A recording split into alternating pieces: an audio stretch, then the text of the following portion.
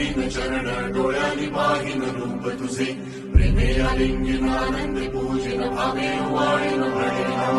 त्वमेव माता च पिता त्वमेव त्वमेव बन्धुश्च सखा त्वमेव त्वमेव विद्या जगतं त्वमेव त्वमेव सर्वं मम देव कायेन वाचा मनसेन्द्रियेण बुद्ध्यात्मना वा प्रकृतिस्वभावं करोमि यत् तत् सकलं परस्मै नारायणाय